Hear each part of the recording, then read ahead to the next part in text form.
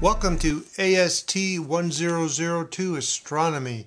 I am Professor Eric Christensen, and I will be your guide on this journey this whole semester as we work our way through the solar system, then looking at stars and beyond. I'm actually a full-time instructor up here at South Florida State College up in Avon Park, Florida.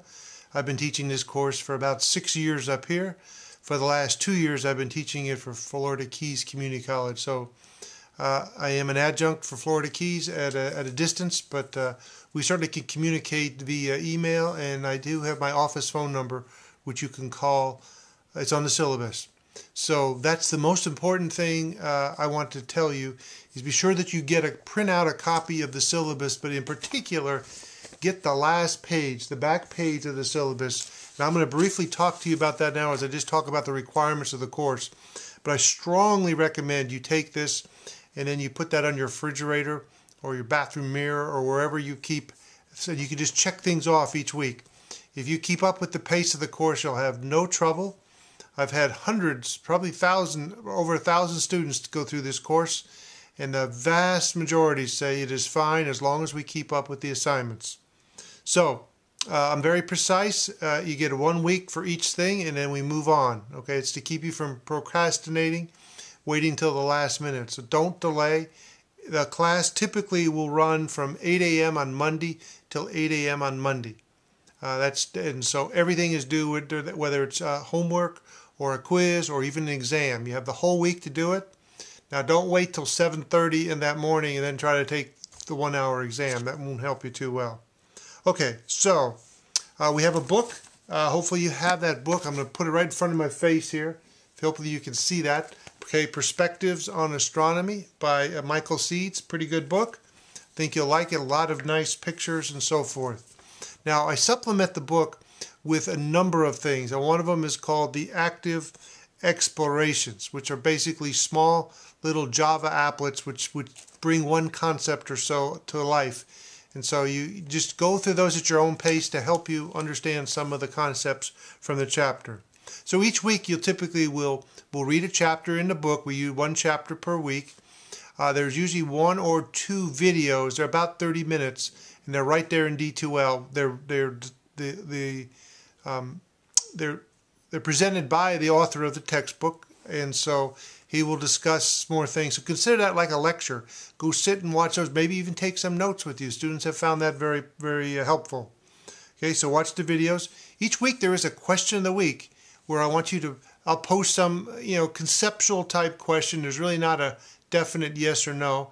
I want you to post your answer, but then I want you to read some of the other ones, and I want you to comment on 2 other students in the class. That'll only be a problem if you're the first or second person posting. You might have to come back at a later date.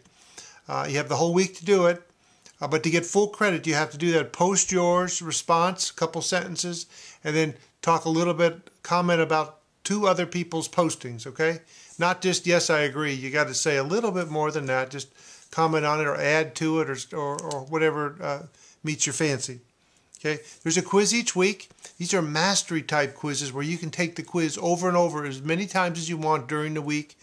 The questions rotate from a larger data bank, so you won't get the same question each time, and the order of them will be shuffled. So kind of like force you to look at things a little differently.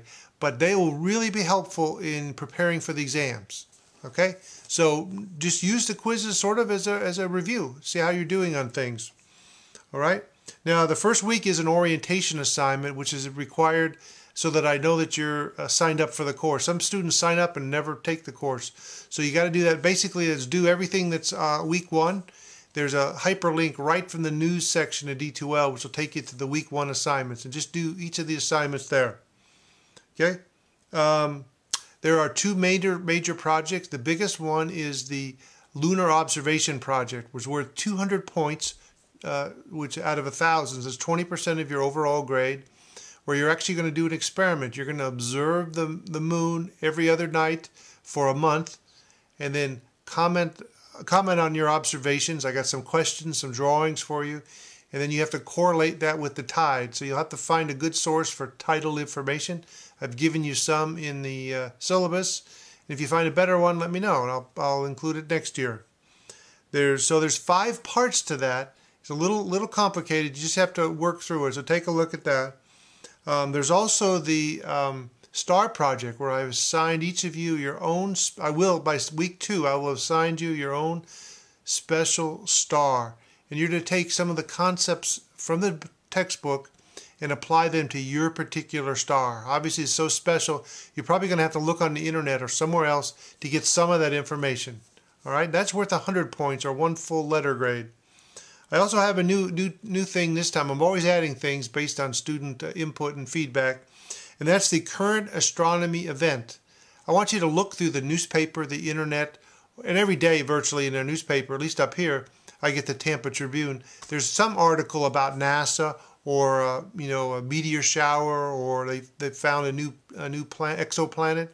But I want you to find something that interests you, and then write there's a little guidance on that on D2L. So check that out. Write up a paragraph or so discussing it.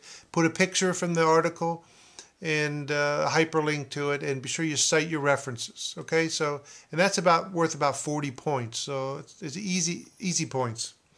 Okay, there'll be 3 exams. They're spaced evenly throughout the course. They typically cover 3 to 4 chapters, and you'll be warned in advance, and you'll have an hour to do them.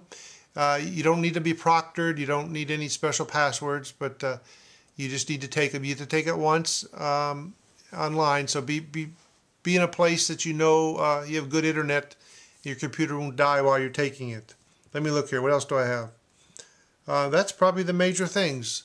So, you can earn extra credit points if you submit your lunar observation project and your star project a week early. And I give you some dates right at the bottom on the last page, which is page 18 of the syllabus, most important page of the course.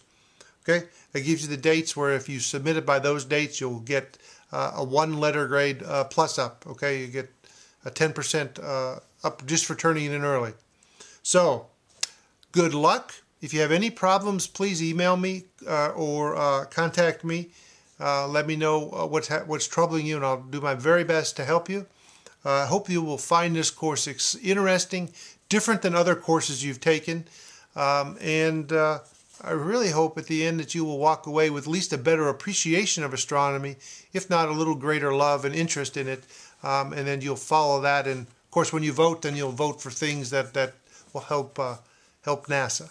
All right, so good luck, and I'll be interfacing with each of you throughout the term, and so great. Let's get on with it.